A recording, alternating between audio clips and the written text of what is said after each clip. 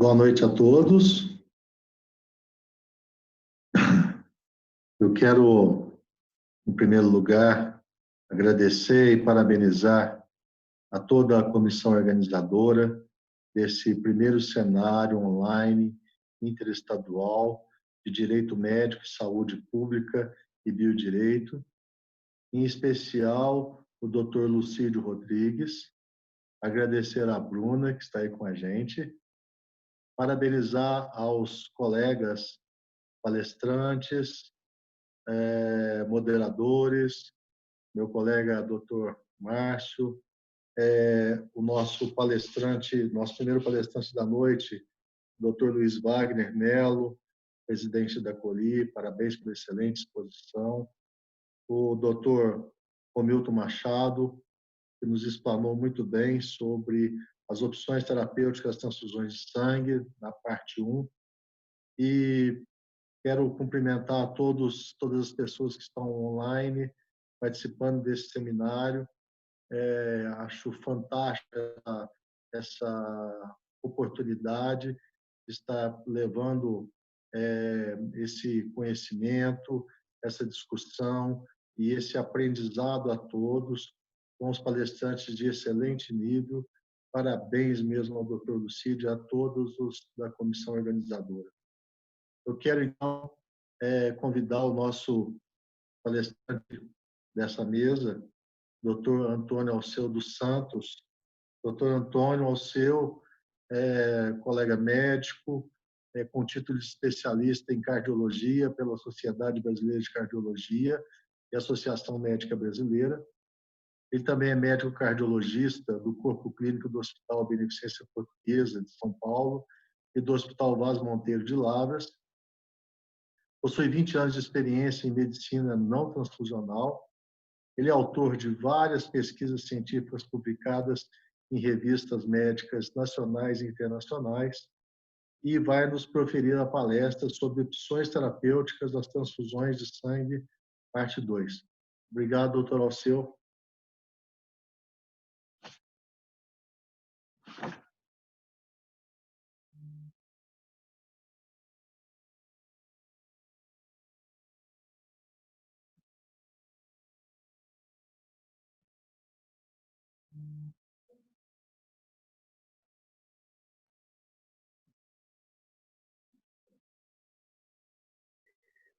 Boa noite a todos.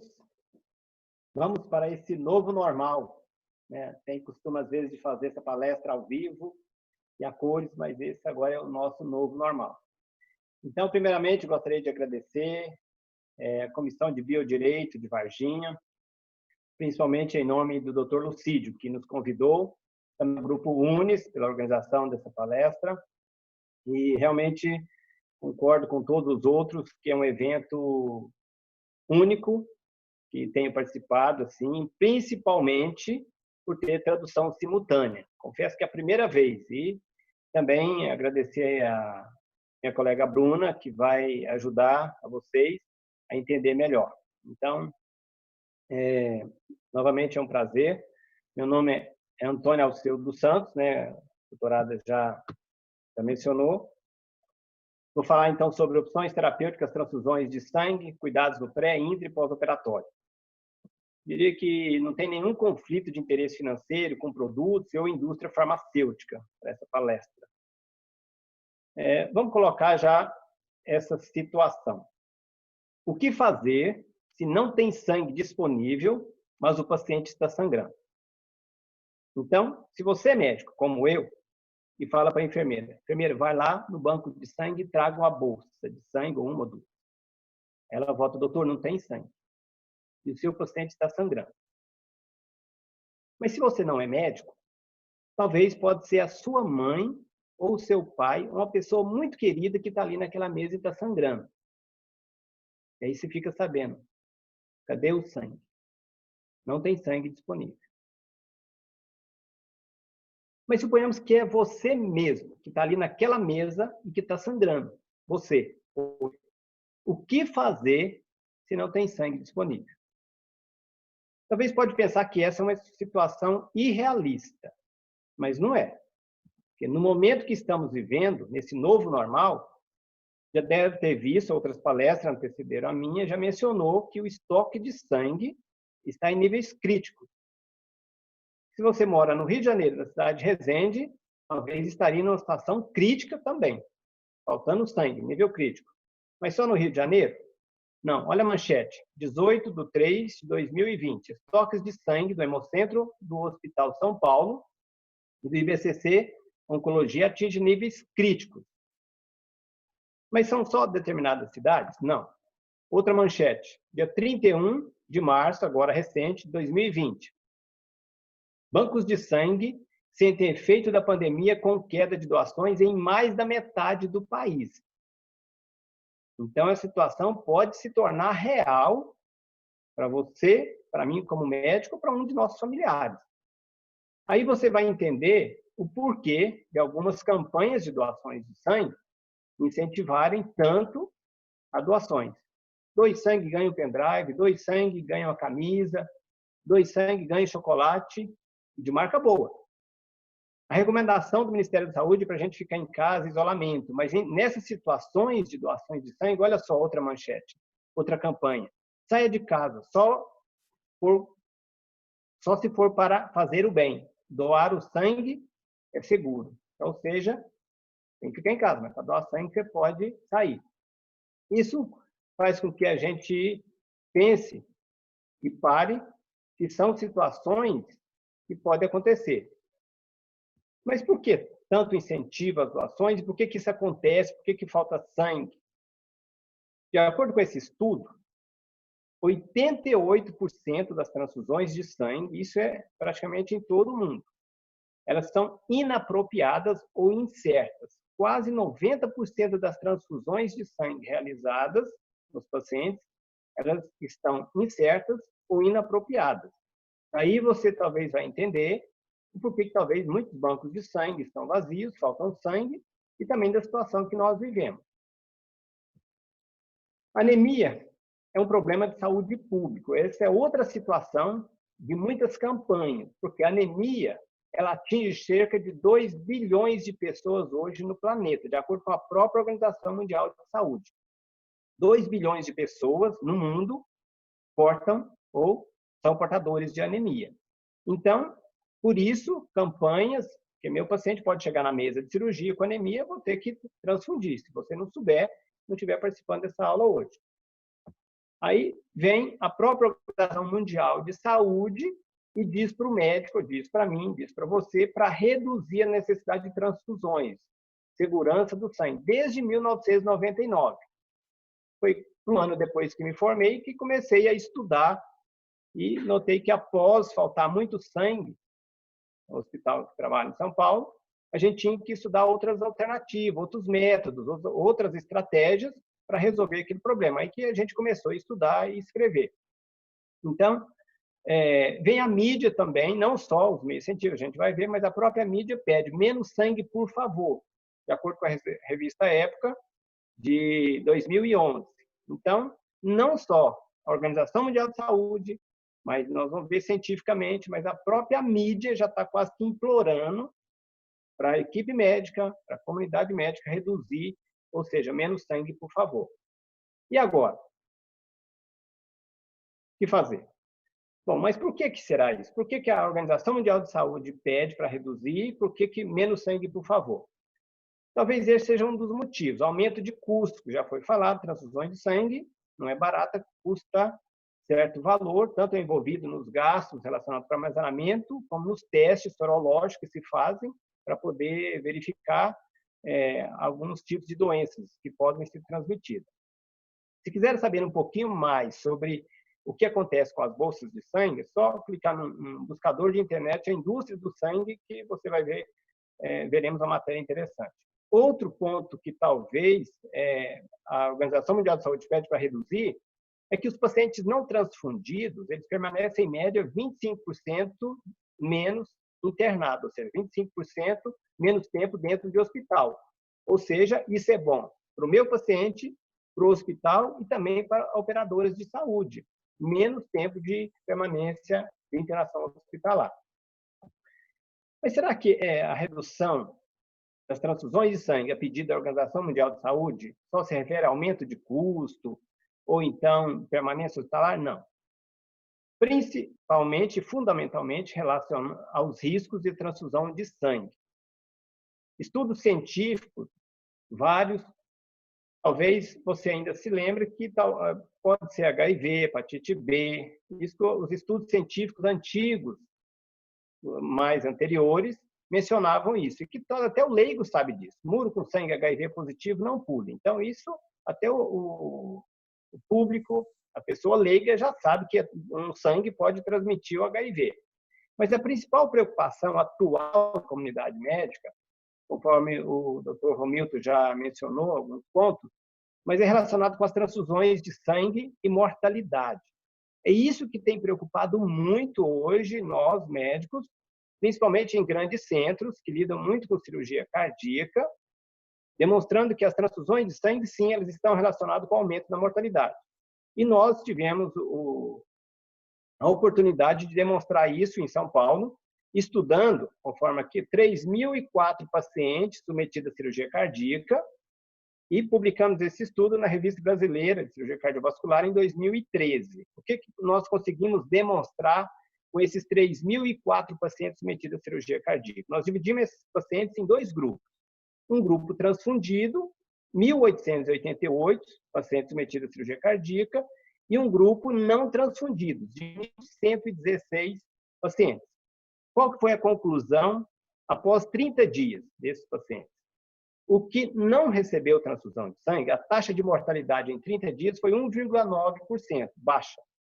Já no grupo que recebeu transfusão de sangue, a taxa de mortalidade foi 5,7%, ou seja, algo significativo. Ainda conseguimos responder nesse estudo ainda que o questionamento que pacientes mais graves que recebem transfusões de sangue, eles morrem mais mesmo, porque são graves e tudo. Mas não é bem assim. Nós também conseguimos demonstrar que pacientes relativamente jovens, com baixos fatores de risco, esses pacientes, quando eles não recebem transfusão de sangue, no nosso estudo, nenhum morreu. Nenhum risco de mortalidade. Já no grupo que recebeu transfusão de sangue, a taxa de mortalidade foi significativamente maior nesses pacientes jovens, relativamente jovens, e de baixo risco. Já que as transfusões de sangue estão relacionadas com o aumento da mortalidade, de acordo com a literatura científica internacional e nacional, nós queríamos ter uma resposta se essa mortalidade é diretamente proporcional à quantidade de sangue que o meu paciente recebe.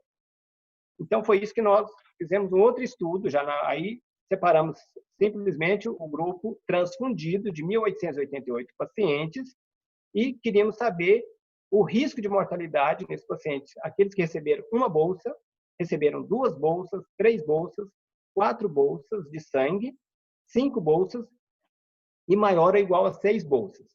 Qual foi a conclusão de nosso estudo? Que quanto maior a quantidade de bolsas, se vocês observarem aqui na linha de baixo, na linha horizontal, quer dizer o número de bolsas que os pacientes receberam. Já na linha vertical é a probabilidade do meu paciente de ir a óbito. Então, note que quanto mais bolsas de sangue, quanto mais concentrados de hemácias o meu paciente recebe, desses 1.888, maior é o risco de mortalidade. Conclusão do estudo, que o risco de mortalidade é dose dependente do número de concentrados de hemácias após cirurgia cardíaca. Mas é só em cirurgia cardíaca, outros não. Essa revisão sistemática da literatura, publicada numa grande revista internacional, de grande circulação, pesquisando, reuniu vários estudos. O total de pacientes pesquisados foram quase 300 mil pacientes, 272.596 pacientes. Então, um N expressivo para demonstrar a força do estudo. Qual foi a conclusão dos autores, de modo resumido?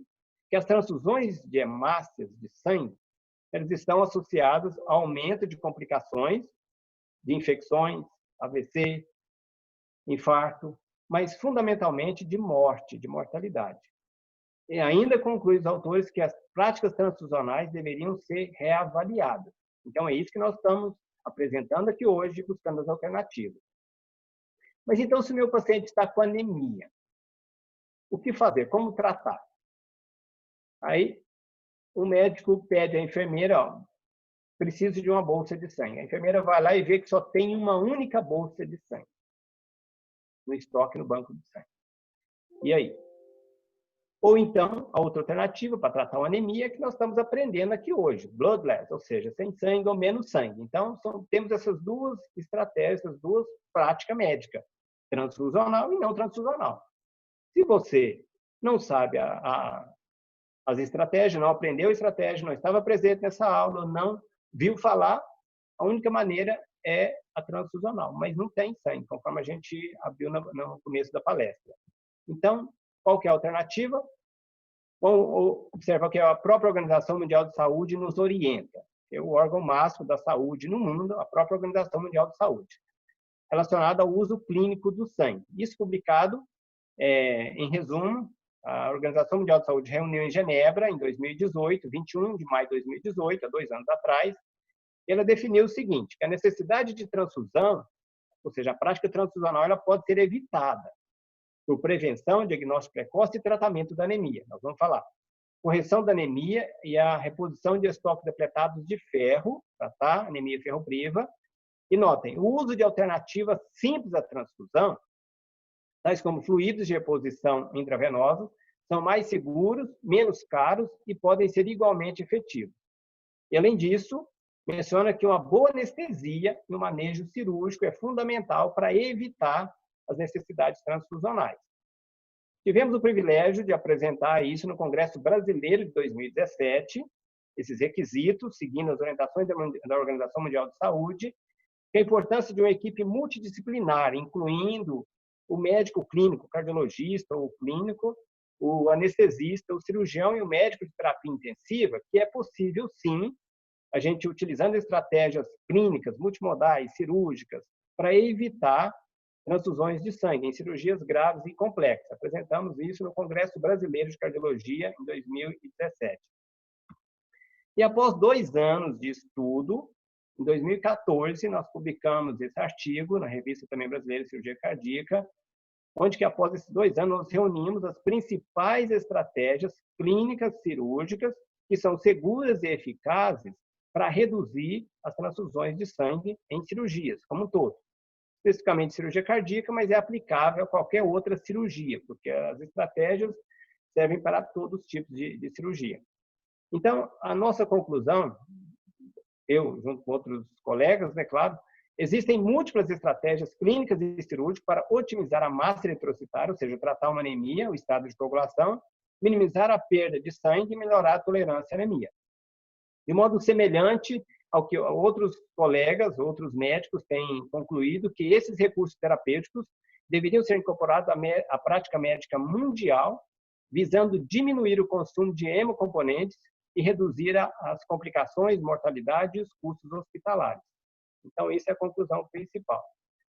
Eu diria que esse gráfico, essa tabela, que está na página 610 desse artigo, ela resume praticamente todas as 16 páginas do artigo.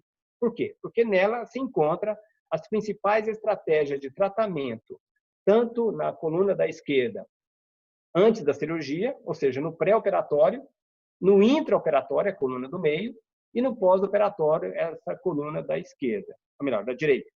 Então, não é o objetivo de vocês lerem, não é para ler esse slide, só para saber que ele existe, está no artigo, mas que aqui resume as principais estratégias. É o que a gente vai falar agora um pouquinho. Pré, intra e pós-operatório, as estratégias que a gente estudou, que são seguras e eficazes para evitar transfusões de sangue. Então, são esses 3 pilares, esses 3 princípios fundamentais para evitar uma transfusão de sangue, ou seja, otimizar a massa eritrocitária, tratar toda e qualquer anemia, já é que 2 bilhões de pessoas no planeta têm anemia, esse paciente é muito provável que ele vá para a cirurgia com anemia. Então, se ele ainda é do SUS, por que não tratar essa anemia? Ele vai levar para o anestesista, para o clínico, para o cardiologista, os exames pré-operatórios. Se tiver com anemia, por que não tratar essa anemia preventivamente? Então, é isso que nós preconizamos, mediante protocolo. Pré-operatório, tratar toda e qualquer anemia. Com ferro, ácido fólico, se for anemia megaloblástica, por deficiência de vitamina B12 ou ácido fólico. E, quando necessário, uma droga mais eficiente para estimular a medula, os agentes eritropoéticos. A eritropoetina é uma delas, esses agentes. O porém que a gente nota no dia a dia, como a gente faz plantões em UTI, é a dificuldade que o colega médico tem de prescrever um noripurum ou então um sulfato ferroso para melhorar essa anemia. Às vezes, eu já notei que é para o próprio desconhecimento mesmo. Eu já teve colegas de perguntar qual que é a dose para se usar, colegas de UTI, muitos anos de experiência, qual que é a dose do ferro para se tratar a anemia. Bom, se esse paciente é ambulatorial e está em casa, ele pode ser tratado, saibam os senhores, as senhoras, os doutores, que esse paciente pode ser tratado até mesmo com biotônico Fontoura.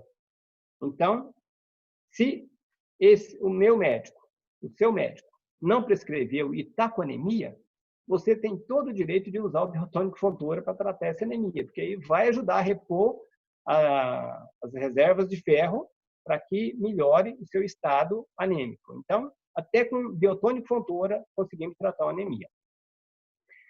Ainda no pré-operatório, podemos otimizar o estado de coagulação desses pacientes. Principalmente se tem plaquetas baixas, o risco de sangramento é maior. Então, temos drogas e aí medicações eficazes com as respectivas doses, é o objetivo aqui, que eu consiga tratar o meu paciente para que ele melhore o estado de coagulação e corra menos risco de sangramento. Na coluna do meio do artigo, lá daquela tabela, a gente faz menção do que como prevenir a perda de sangue, minimizar a perda de sangue no intraoperatório, durante a cirurgia. Uma das estratégias é reduzir flebotomias rotineiras, ou seja, colher o mínimo de sangue necessário para exames. E quando colher, com microcoletas. Então, talvez o pessoal do laboratório não vai entender o que é microcoleta. E realmente não entendem mesmo, porque tem 20 anos que a gente lida com isso, aí você tem que dar uma aula para ela. Mas, para evitar essa dificuldade, você pede para colher em tubos pediátricos. Resolveu o problema. Ela vai colher um hemograma, em vez de gastar 10 ml, ela vai colher com 2, 3 ml. Então, vai reduzir esse número de coletas desses pacientes que está na UTI, por exemplo. Uma outra estratégia simples, barata, no intraoperatório, é a hemodiluição normovolêmica aguda.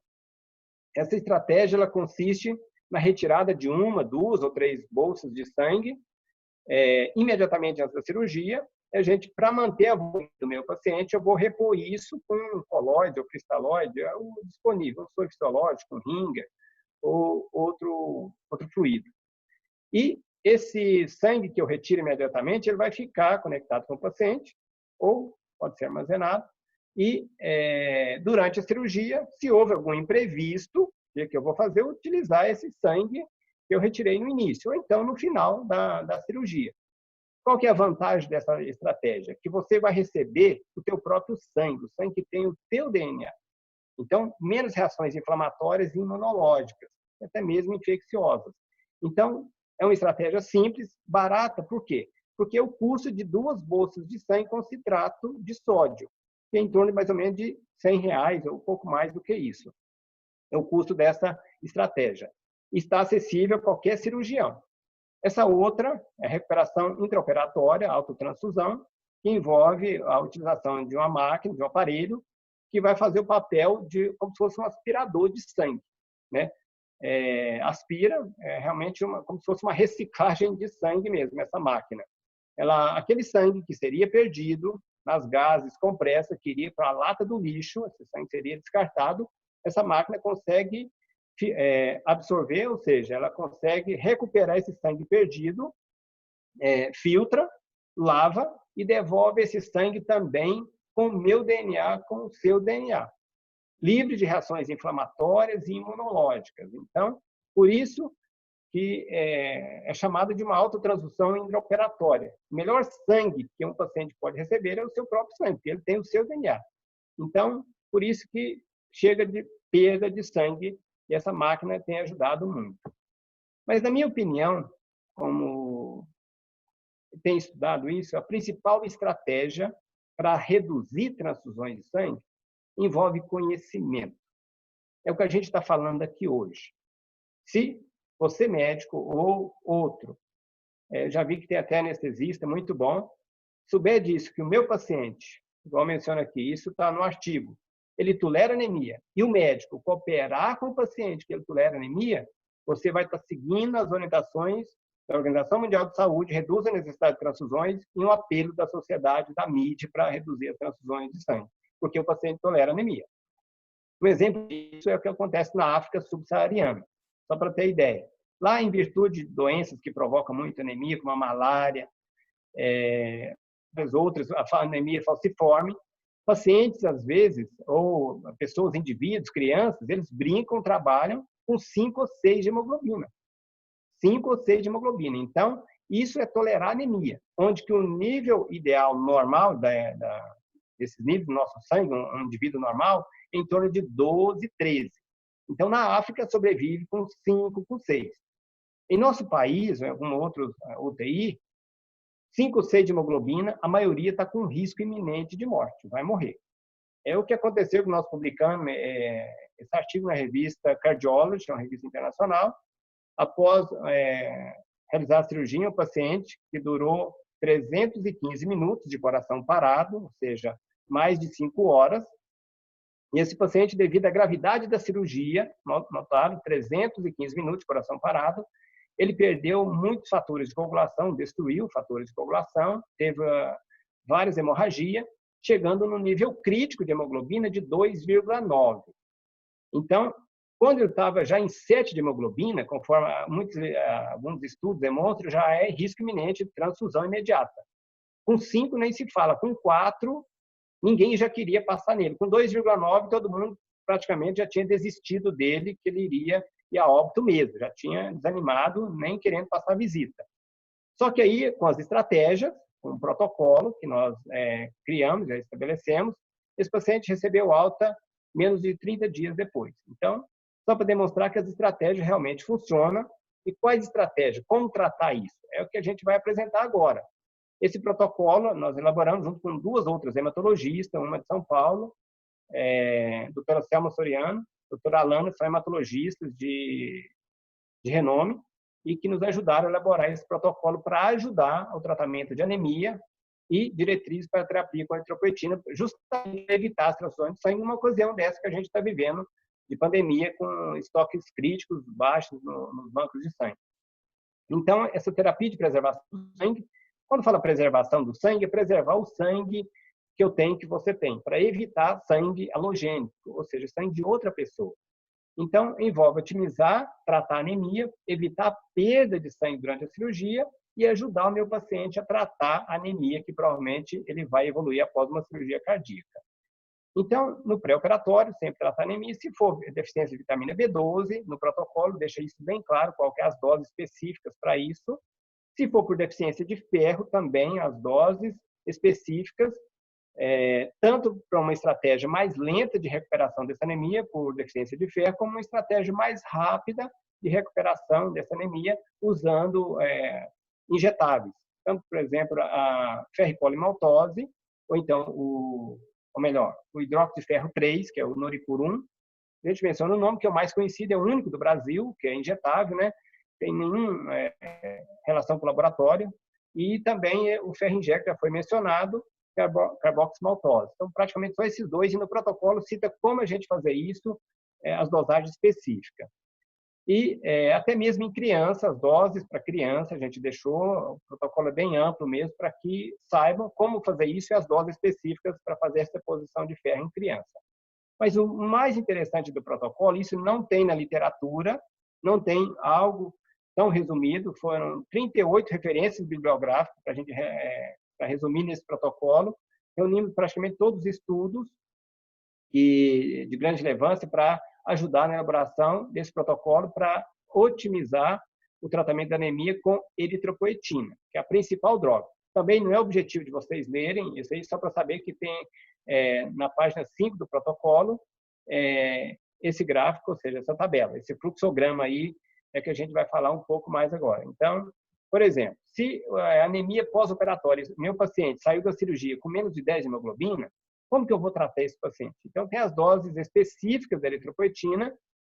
Não vou entrar muito em detalhes, porque é só leitura mesmo, está no protocolo. Depois a gente vai mencionar como encontrar esse protocolo através da internet. que tem o site também. Então, pós-operatório, devido à perda de sangue, tem as doses. Se está com mais de 10 de hemoglobina, menos de 10 de hemoglobina, como tratar esse paciente para estimular a produção mais rápida de glóbulos vermelhos. Se esse paciente está na UTI, o que é muito comum, o paciente da UTI evoluir depois de 1 ou 2 semanas para transfusão de glóbulos vermelhos. Principalmente, talvez, devido à anemia iatrogênica. É que nós falamos, se você evita as coletas desnecessárias, que muitas UTIs ainda têm rotina de colher sangue de manhã, de tarde e à noite, hemograma, enzimas hepáticas, manhã, tarde e noite. No final de 1 ou 2 semanas, é lógico que esse paciente vai evoluir com anemia iatrogênica, né, por tantas coletas, e a quantidade também em exagero de coletas de sangue. Então, evitar isso vai ajudar meu paciente a evitar uma transfusão e tratar esse paciente. Como tratar esse paciente? Você tem abaixo de 10 hemoglobina utilizando a eritropoetina. Grávida também, só para deixar bem ciente que a grávida pode usar sim a eritropoetina, ela tem menos de 10 de hemoglobina, e um parto mais delicado, trabalhando com risco, essa paciente não deve ir para ganhar luz, dar luz, né? Melhor dizendo, com anemia. Então, o parto.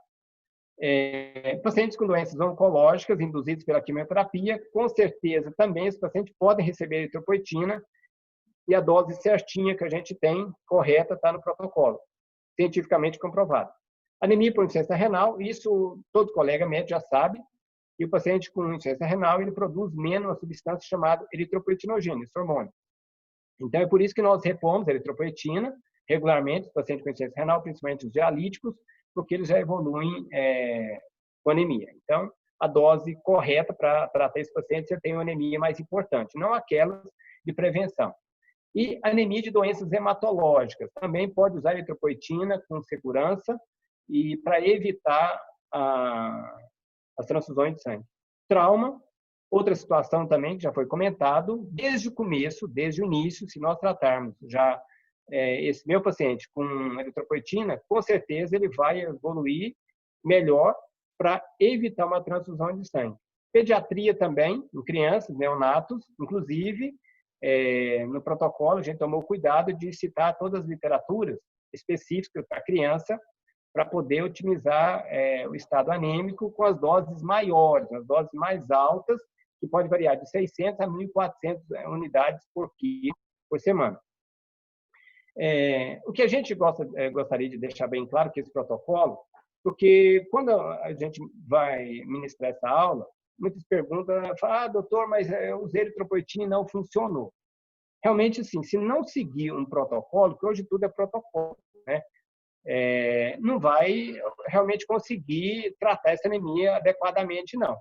O que notamos, muitas das vezes, é prevenção de anemia por eritropoetina e não tratamento. Não vamos conseguir estimular essa medula corretamente para que ela entre em ação mais rápido e produza sangue. Então, o objetivo desse protocolo é instruir os colegas médicos a tratar realmente a anemia com a dose adequada e não fazer prevenção de anemia como se faz no paciente com insuficiência renal. Já mencionamos a anemia por deficiência de ferro, as dosagens adequadas também para fazer essa reposição.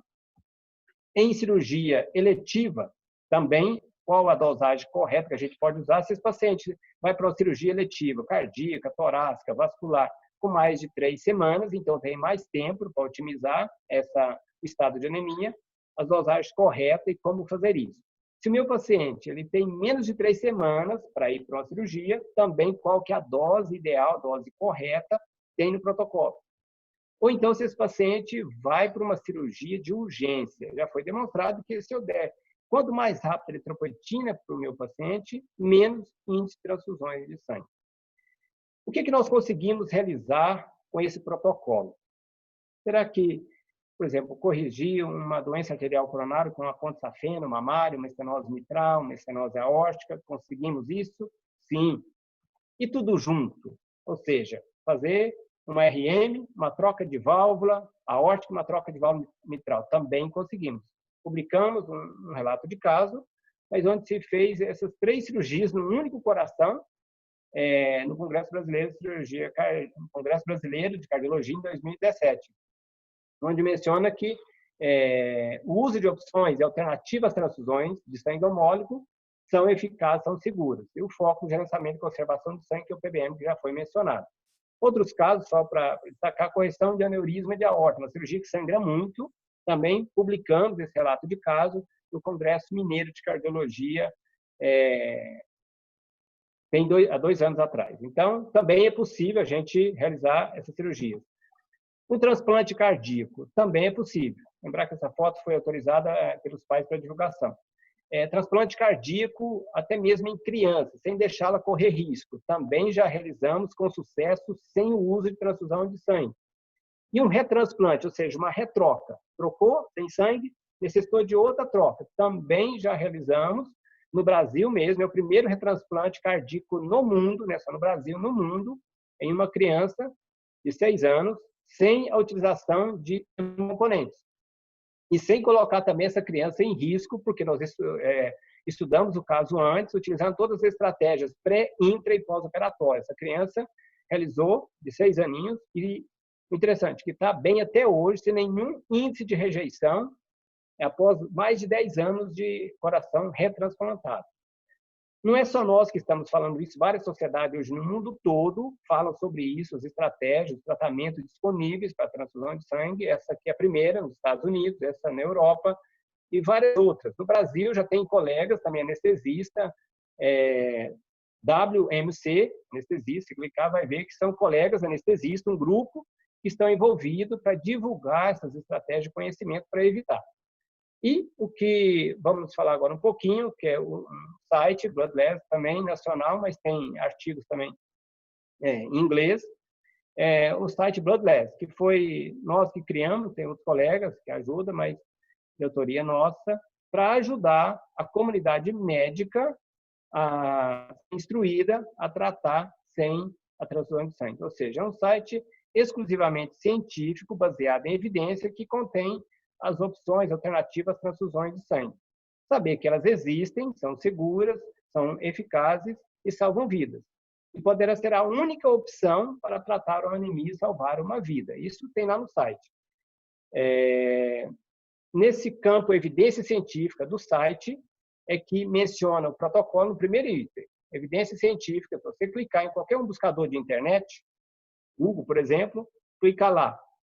Opções ou alternativas às transfusões de sangue, teoricamente vai ser o primeiro site que vai aparecer. Clica nele e você vai fazer uma viagem. Mas em evidência científica é que destaca em primeira mão o protocolo e no segundo item o artigo que reúne todas as estratégias que a gente está mencionando aqui na aula, as opções terapêuticas. Então, a medicina moderna hoje não transfusional é uma medicina baseada em evidência, que nós estamos falando aqui, cientificamente comprovada. Então, é isso que nós estamos tentando demonstrar, baseado em evidência. Como mensagem final para todos nós, gostaria de dizer o seguinte, que o sangue hoje é um dos órgãos mais transplantados no mundo. Um dos órgãos mais transplantados no mundo. Mas notem, mesmo sem ter passado por nenhum critério de segurança e eficácia pela Food Drug Administration, ou seja, pelo FDA. Ou seja, não tem nenhum estudo clínico randomizado, placebo, controlado, avaliando a eficácia das transfusões de sangue versus placebo. Qual seria melhor? Não temos. Nenhum estudo relevante randomizado. Então, por isso é que você ou eu, ou qualquer um outro que precisar receber uma transfusão de sangue, nós teremos que assinar um termo autorizando o médico a lhe transfundir. Por quê? Porque não tem evidência científica que ele funciona. É diferente de você tomar um remédio para pressão, você não tem que assinar nenhum termo, ou seja, tem comprovação que aquele remédio funciona. É o mesmo que está acontecendo atualmente com a hidroxicloroquina, né? Cloroquina para tratar o Covid-19, coronavírus.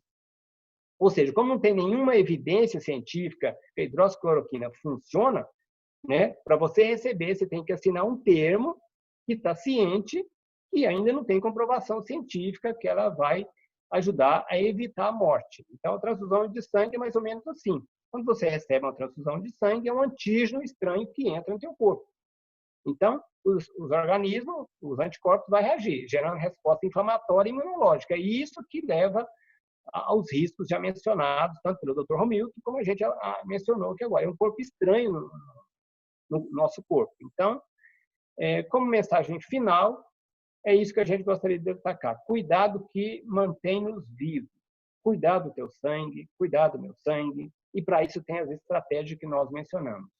O melhor sangue que um paciente pode receber é o seu próprio sangue. Então, se cuidar do meu sangue, do teu sangue, com certeza nós evitaremos transfusões de sangue e várias outras complicações. Era isso que tinha para falar. Mais uma vez, agradecer o convite. A gente se sente honrado de compartilhar esses conhecimentos com todos vocês aí. A gente vai estar à disposição agora para algumas perguntas. Muito obrigado realmente a todos vocês pelo convite e também por estar assistindo aí até essa hora, essa aula. Obrigado.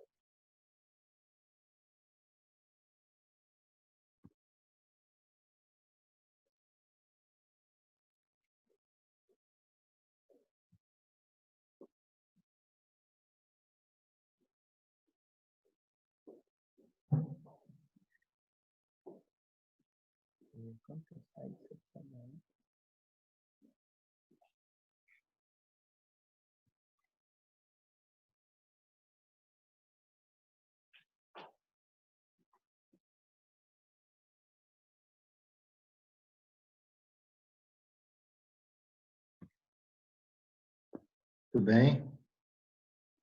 Parabéns, doutor Alceu. Excelente palestra, fantástico. E a Bruna, que eu achei assim fenomenal aí na tradução simultânea, o Alceu falando, né, falando esses termos e a Bruna ali desesperada, numa habilidade fantástica. Eu achei a Bruna sensacional, né? O Alceu falando e vários termos médicos e a Bruna ali traduzindo assim fantástico. Eu fico muito feliz de estar podendo participar dessa mesa. Excelente apresentação do Dr. Alceu em relação a essas opções terapêuticas, né? Só falar uma coisa assim, uma experiência que aconteceu comigo com um paciente tem mais ou menos uma semana e veio calhar essa palestra do Dr. Alceu. Primeira coisa que ele falou que as transfusões existem muitas transfusões inapropriadas, né? E realmente a gente vê que é preciso de ter uma pesquisa, né, melhor antes de fazer uma transfusão. Existem cerca de 2 milhões de pessoas no mundo com anemia. Lembrar que as anemias de doenças crônicas, o Dr. Alceu citou várias anemias ali, mas as anemias de doenças crônicas, e aí entra a minha especialidade, que são as doenças crônicas, e as anemias de doenças crônicas são muito comuns, né? E geralmente acomete as pessoas e elas vão, às vezes, para uma mesa operatória com aquela anemia e o cirurgião que vai operar, que não tem conhecimento daquela doença crônica, ele fica realmente desesperado com aquilo ali. Ele pega um paciente ali com uma hemoglobina de 8, 9, 7, ele acha que aquilo é uma anemia grave, e eu estou acostumado a ver esse tipo de anemia, porque a anemia da doença crônica, a anemia das colagenoses, das artrites, dos lúpus, das doenças de colagenose. E essas anemias de doenças crônicas, a anemia hemolítica, que não adianta você querer corrigir com transfusão de sangue. Não adianta você corrigir com hemoderivado, né? Corrigir, não tem o que corrige essa anemia hemolítica a não ser corticoide. Então, você tem que fazer o uso de corticoide com esse paciente para tratar a anemia desse paciente, que é uma anemia hemolítica. Então, você tem que fazer a dosagem reticulócitos, ver se ele está com anemia hemolítica e tratar com corticoide. E isso que eu estou falando aconteceu agora semana passada, de um paciente com lúpus, com uma hemoglobina de 8, que é o quadro clínico do paciente com colagenose, uma anemia importante, né? Ele fraturou o fêmur e o cirurgião não queria operar ele, o ortopedista não queria operar ele, acha que dar bolsa de sangue. Mas você pode dar quantas bolsas de sangue você quiser. Ele tem anemia hemolítica, você tem que tratar com corticoide, então pode operar, que ele tem essa anemia de doença crônica, né? Então, isso é muito importante a gente citar, e às vezes a gente está do lado do cirurgião, porque muitas das vezes ele não sabe que aquela anemia do paciente é uma anemia de doença crônica, né? Sim. Então, isso é muito importante a gente citar, doutor Alceu. Uma outra coisa também que eu fiquei um pouco assim preocupado em relação ao uso da imunoglobulina, né? No tratamento das anemias. O custo é muito alto, né? A gente tem dificuldade de conseguir imunoglobulina. E também o uso da eritropoetina. É difícil o acesso para a gente à eritropoetina, né? E o custo também. O que você tem para me dizer disso, doutor Alceu? O doutor Adrian, não sei se vai conseguir ver, mas aqui no protocolo tem vasculite. Olha, dá para ver? Tem. Bom, foi falha minha não ter colocado. Desculpa pela... Porque, assim, como a aula ia ser muito corrida, mas tem no protocolo também para as vasculites, mas a tua conclusão está perfeita, né? Anemia hemolítica, isso aí. Com relação à pergunta, a eritropoetina, para muitas vezes se acha que é uma medicação cara, mas não é. A gente consegue comprar a dose de 4.000 unidades por 27, 28, no máximo às vezes R$30, que sai para o hospital, acho que sai até mais em conta. Já tem uma normativa do SUS, que ela é liberada, só que não divulgam isso. Mas se você buscar, tem a Secretaria de Saúde, o governo já tem um órgão normativo, RENAME, que ela está incluída nesse RENAME, a eritropoetina. Até, inclusive, muitas dessas técnicas, a hemodiluição, até o Cellsaver, dependendo da situação, você pode até usar.